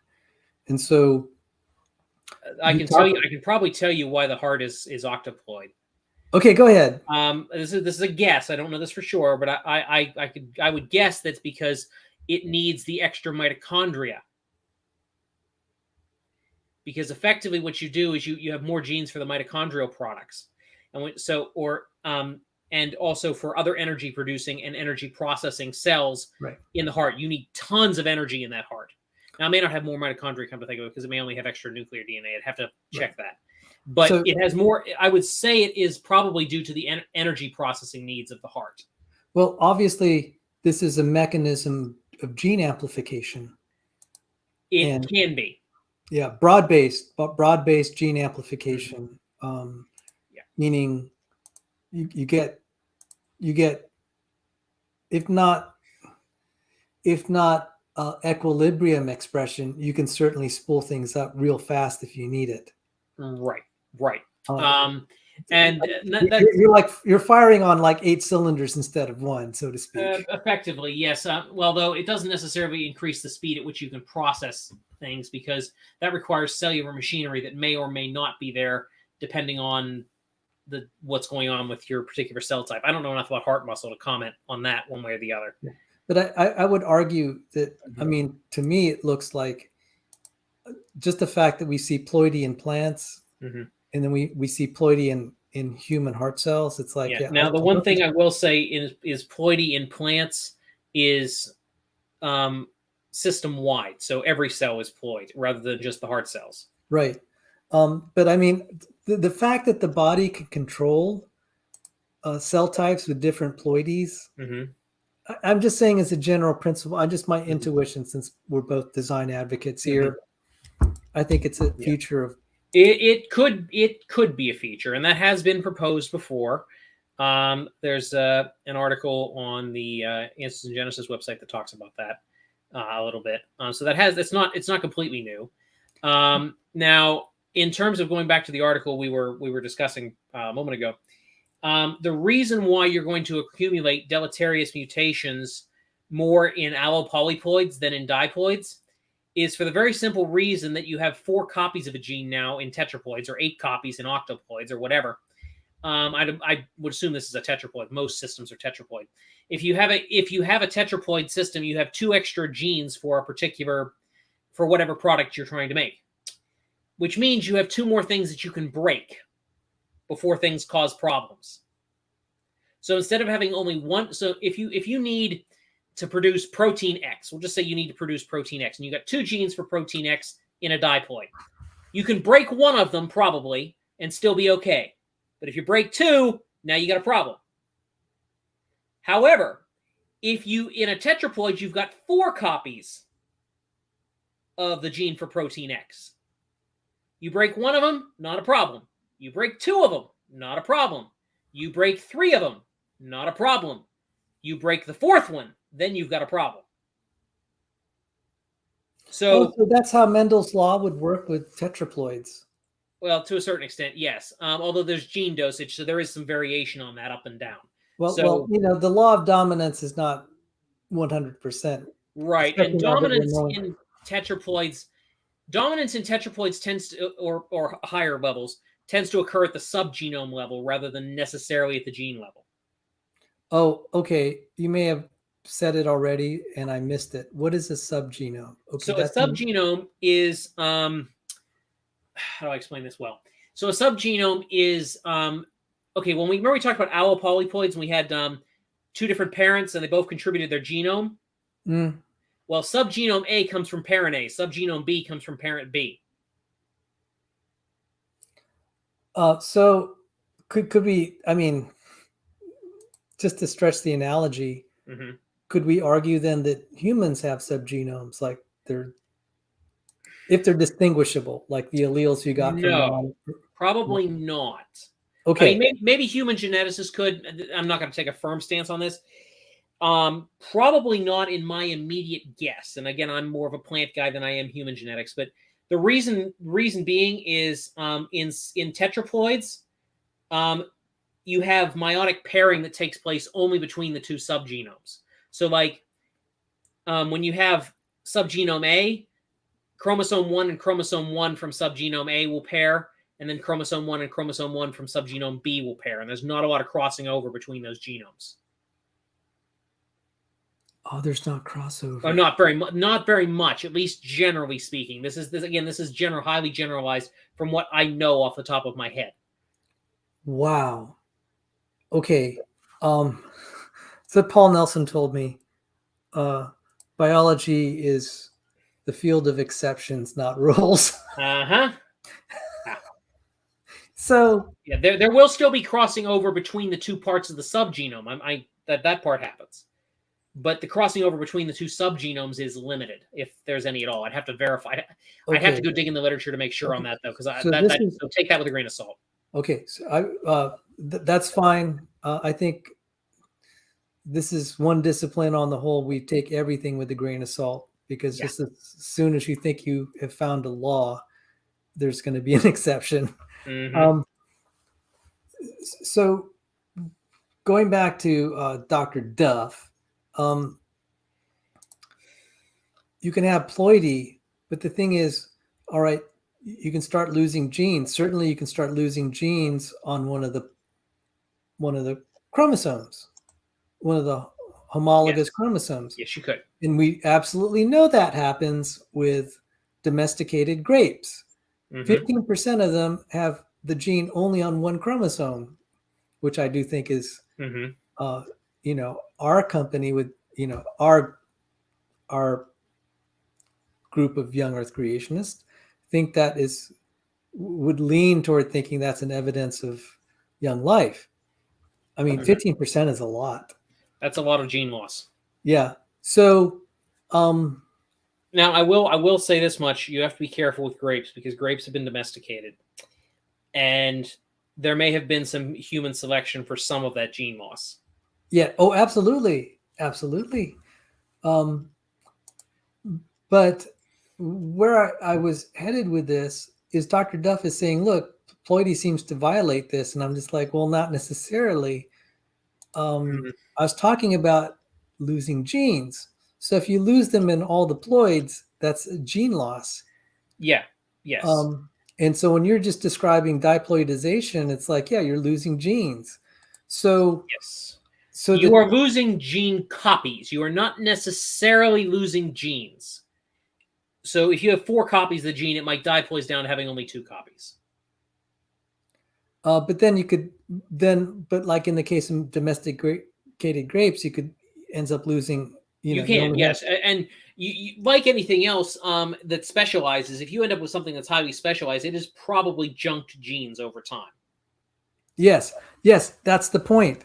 You see, as long as it's helping the creature thrive, it will tend to persist. The moment it starts to be, like not exercised, it's going to dispose of it. So right, if it gets into a stable environment where generation over generation it's not using a gene, at some point it's going to start ejecting that gene because it just does not need it anymore. Yep, it's the principle of economy. So there you go, Dr. Duff. You're wrong again, as usual. Yeah, and I'm not entirely sure why he thinks Ploidy would solve that issue, because now I'm not an expert. I'm not I don't have his PhD in front of my name, but or I guess behind the name, but from my reading in the Ploidy field, which has been rather extensive, I don't see how Ploidy would solve the problem of economization, because you can have doubling occur, and yes, you can create more copies of a gene, but you're not creating new genes, like de novo genes. You're not, when polyploidy doesn't create de novo genes. Well, I know it creates extra gene copies. I know where he's going with that. It's like, well, you have gene copies, so that means more metabolic excess. Therefore, he thinks that disproves the point that the dominant mode of evolution is reduction. I'm like, no, you're going to have exceptions. This is like going. This is like going to a casino and saying, hey, look, we found someone who won that night. Well, in plants, it's pretty prevalent, so it's more than someone who won that night. If the evolutionary narrative of a lot of polyploidization in the past with then diploidization down to the present is true, then he might have a point. But you have to prove that that's true. Right now, it's kind of just assumed in the phylogenies. There's not a whole lot of actual good evidence that I've seen anyway that says that all these plants had a common ancestor and it was polyploid. It's mostly just a phylogenetic deduction. See, this is what gets me. He has no quantitative intuition. I mean, he'll just make up all these things and just like, well, look at all the other evidence that there's pressure to lose genes. Not to mention, you have entire species or groups of complexity being just removed from the biosphere. And it's like, you ought to count that as gene loss too. I mean, this is permanent loss. To that end, for you, and I got this at a Albert Weems. What is it?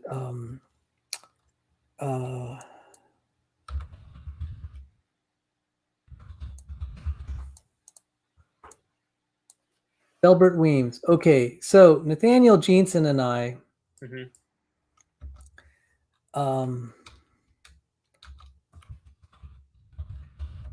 we're at Lipscomb University. Okay. Albert Weems.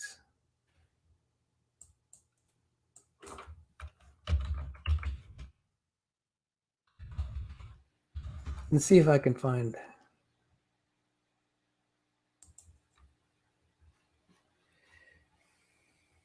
I can't believe I'm not getting any hits on this. Delbert Weems, plants.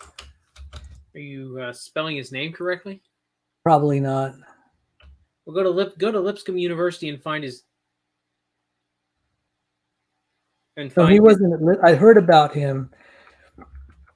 Delbert Weems. Let me go to Scholar and see what I come up with. I don't know this particular name, unless it's a different name than I think it is. Now I feel bad. Well, tell me what you were going to tell me about him, and maybe I can. Yeah, mutational meltdown in plants. I do believe I've just found him. Let's see here. You mean Danforth Weems? He writes about plants.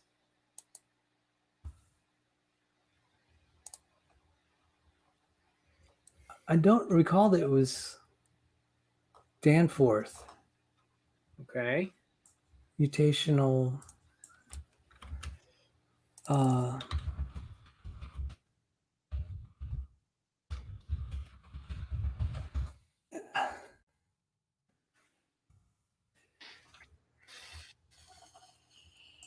Okay, Google's starting to fail, honestly, I think. You know, sometimes it'd be so easy to find something, and then now it's like, you know,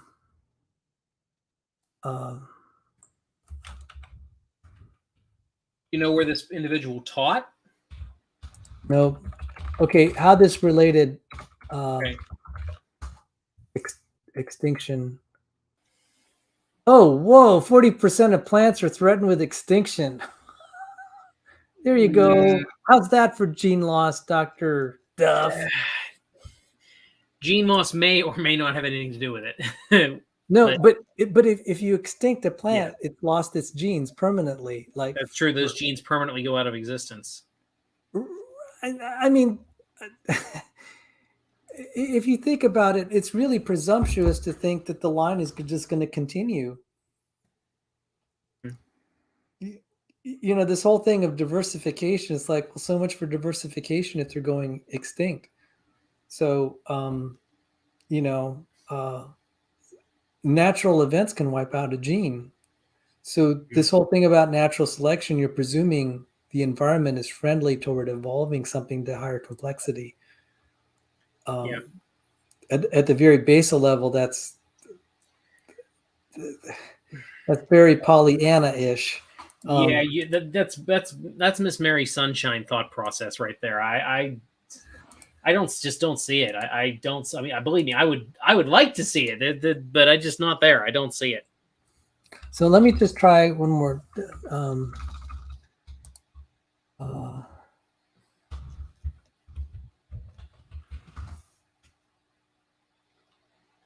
Nope.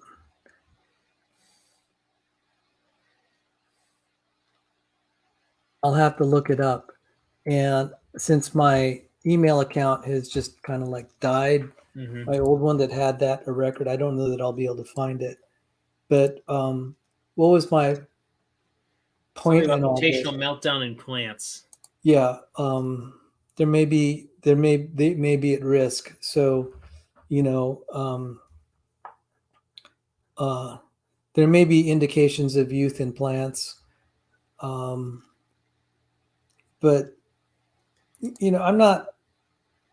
I mean, I really appreciate the young Earth creationists. They're trying to show youthfulness in genomes, but it will all be superseded if we can really demonstrate it empirically from like the physics side of it for like say the Earth and radiometric dating.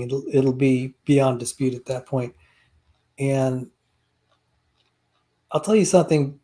There's a scientist of great reputation that's coming to our viewpoint, and I'll disclose it when we're backstage.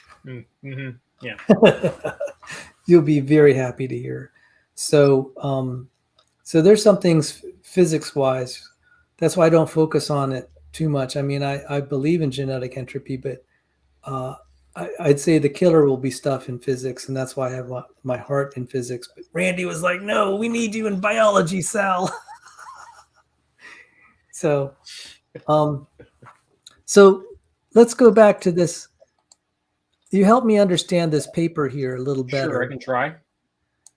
And so now Ploidy, and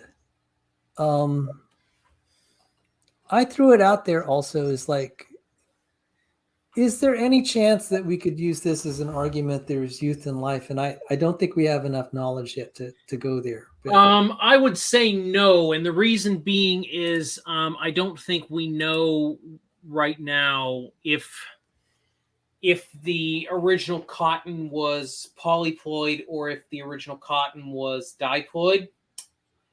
And I don't even know if we know the mutation rate in cotton yet. And you know what? That might even vary between genomes, because there's multiple species of Gossypium, all of which have been bred together at some point or other to produce modern cotton. So I'm not even sure that I'm not even sure at this point that we have a mutation rate for Gossypium. I'd have to look. I don't really study cotton that closely. But as you can see, there's a bunch of different species on that phylogenetic tree, which have different genomes on them. You notice there's the D genome and the A genome on that phylogenetic tree that you're showing right now. And then there are combinations of those genomes further on. So they think that Raymondi and Herbacem are the oldest, quote unquote, species of cotton, and that everything else is bred down from them with some form of polyploidization. wow. So Well, there's a lot going on here. yeah, I guess it doesn't hurt to try to make a yuck argument when, but maybe it's way too premature, and it's okay. We've won the design argument. Mm-hmm. That question of polyploidy is by design is very interesting. Mm-hmm. I would have thought it was a mistake until I found out about the polyploidy in somatic cells in humans in the heart. Mm-hmm. And I'm like, okay, you think about the heart being a really critical organ, and I'm like, I don't think that can be accidental. It's there for a reason. And so I'm inclined to think that these are not mistakes. I think it's possible that they could be mistakes in some situations at minimum. Well, yeah, obviously, like since we're generally diploid, but then we have some poor individuals that end up having like an extra chromosome. Well, so let me explain something. That's not triploid. Someone who has Down syndrome is not a triploid. Okay. Because in order to be triploid, you have to have 3 copies, not just of chromosome 21, but of every chromosome. Okay. So I stand corrected. That's not a triploid. That's not a polyploid. That's there's a term for it. I think it's trisomatic. I don't remember now. There is a term for it, but that's not polyploid. Now, in plants at least, I think there is a possibility that at least some of them, I think probably a pretty good guarantee that at least some of them are not designed. It just happened as a result of bad gametes happening to fuse together over time. But I don't necessarily think that that's a guarantee for all plant species. And there's reasons for that, but that's a whole long podcast that I don't really have time to do. So. Well, I mean, obviously, like let's say that there is a control mechanism that controls the polyploiding, and let's say it stops working, you could have runaway ploidy. And theoretically, yes, but we have to find that control mechanism, which we don't have currently. Right. So I'm going to just drop this as an observation with the idea that God made all the creatures. They're optimized to help us with our own biology. I think we might find something about the polyploidy in the human cardiomyocytes by studying plants. The pathway that's in the plant might give us a hint. That's just a shot in the dark right there. But I'll never forget. My professor said, it's really interesting that Arabidopsis thaliana, its introns are more similar to humans than they are to nematodes and fruit flies. So, if I may relate this to jungle jargon, one reason it's very good to be able to conduct biological research on humans by studying plants and animals is we don't have to dissect humans, and we don't have to play with embryonic stem cells to figure out cures. We can work on other creatures that God has given us. So in the Old Testament, when a sheep was sacrificed for our sins, that was a picture of Jesus dying for us, and then also by his stripes we were healed. We're seeing that play out in the medical industry, where we're able to test out cures and understand biology by using substitutes that will die in our place so that we could be healed. So that's why we're talking about studying plants to understand human biology, because it's a terrible thing to be messing with human embryos to learn things. So I think that God made creatures like plants and also creatures like chimpanzees that are really similar to us. They're there so we could understand human biology without all the ethical complications. Plus, it's easier to work with some of these organisms. Go ahead, Emory. Yeah, and just to go back up one comment from where you were, maybe plants are more tolerable to duplicate copies. Yes, that's a known thing. Most plants are much more tolerant of duplicate copies of their chromosomes than humans are. Much more tolerant of that.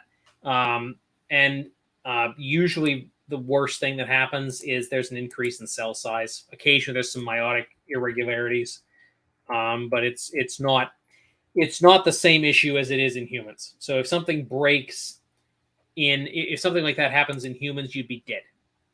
Yes, and I can tell you maybe one reason why. In humans, we have a very carefully orchestrated. I did a show on origami code, DNA origami.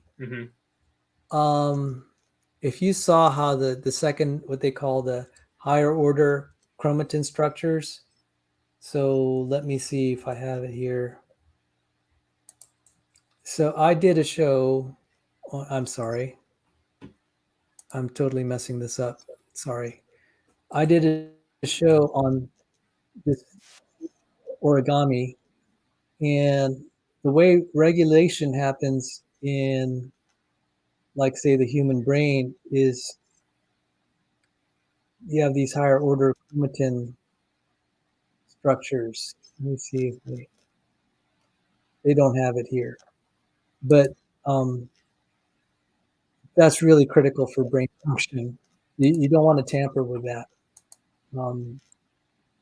The complexity of the way the human cell works, I could see why it's very dependent on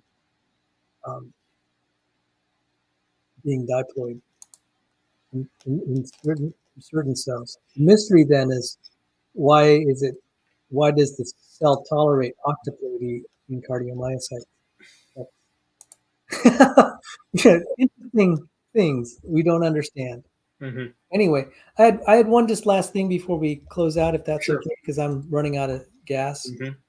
And I think we can be open about this because we're going to have to argue about it at some point, or discuss, not argue.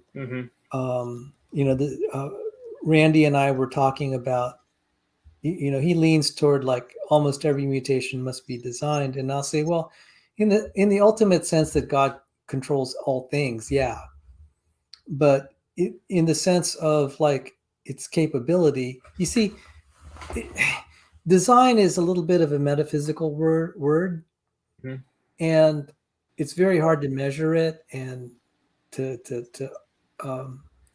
analyze it in the scientific way that we would do the basic measurements of physics, like length and mass.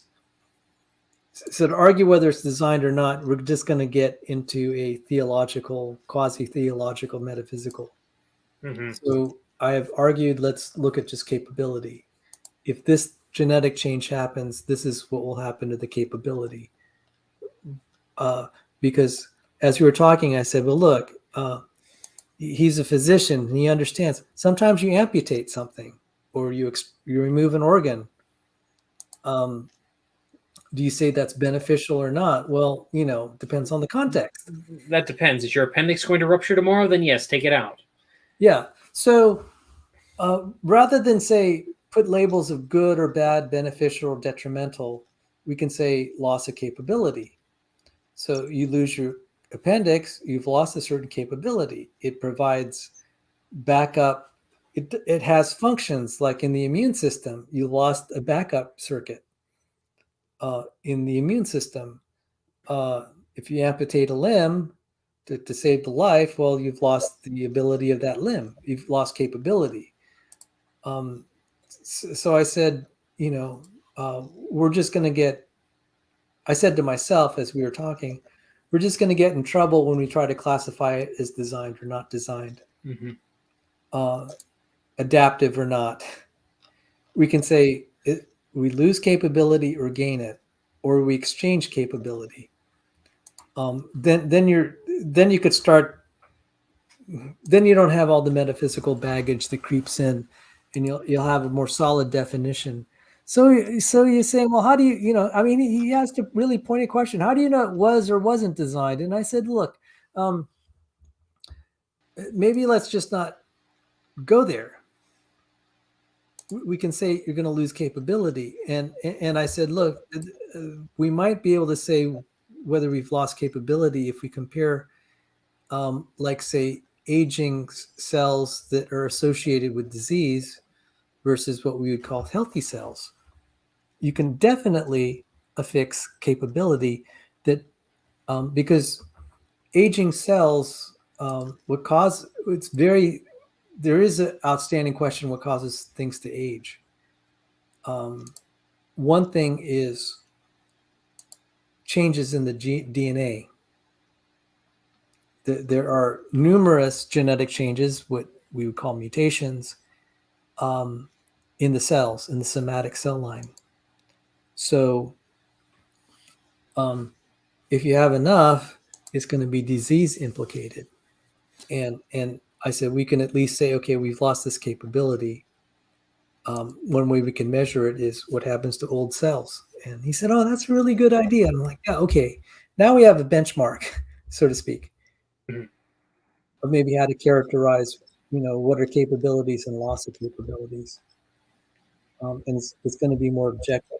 And then the whole thing with the CET, the first thing we have to do is to distinguish between genetic changes versus non-genetic. And then I'm going to refrain from I'm going to try to avoid using the word epigenetic. So I just wanted to throw that out there, just some food for thought, both for you and me and then anyone out there. And we can also avoid having to deal with CET. I have enough things to be involved in. I've got Dr. Andy McIntosh is coming from England to be in the United States, and he and I are working on a paper on thermodynamics. Awesome. And I have another paper with someone from Sweden on collagen evolution. Paul Nelson wants me to work on some things. I got it pulled in so many directions. Look on the bright side, Sal. People like and respect you. Yeah, that is the bright side. And I kind of needed a family after Mom passed away. So it's been a blessing to be adopted.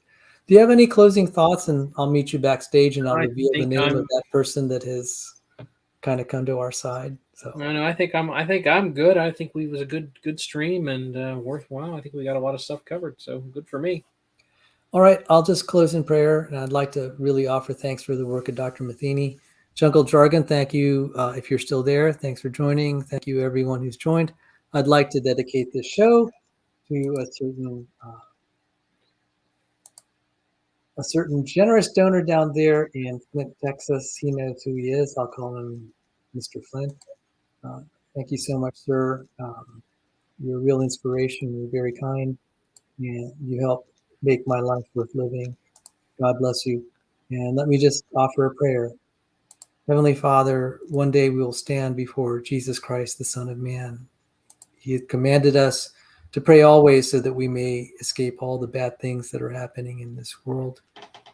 We give you glory for the work that Dr. Matheny has done, and really the fact that you would let him stumble on these great treasures so that we don't have to be using aborted fetuses to try to effect medical cures. Lord, may that evil industry stop. We thank you for great researchers like him that are an example and testimony that there's no need of evolutionary biology to advance science. And in fact, one could argue that evolutionary biology is hindering the advance of science, of true science. And so, Lord, raise up more like Dr. Matheny. Even though there are not many wise and noble among us, perhaps there are seasons where your people can once again dominate the sciences as they once did with the great scientists of the past. And then the world will have no excuse for not acknowledging you. Please be with Emory and all that he does, and bless this channel and the viewers. Lord, the many other things going on in the world. We lift up Mr. Jetty 89, who is living in Ukraine in the middle of this war. And we thank you for his faithfulness to you through all of this. We lift him up. We lift up both sides, especially the Christians in the Ukraine-Russia war. And Lord, you commanded us to pray for all men, especially those in authority, so that we may live peaceful and quiet lives in all dignity, for that's pleasing before God our Savior. And help us, Lord, to live lives worthy of you. We ask all these things in the blessed name of our Lord and Savior, Jesus Christ. Amen. Amen. And so I'm going to play some of your favorite music here, and I'll meet you backstage, brother.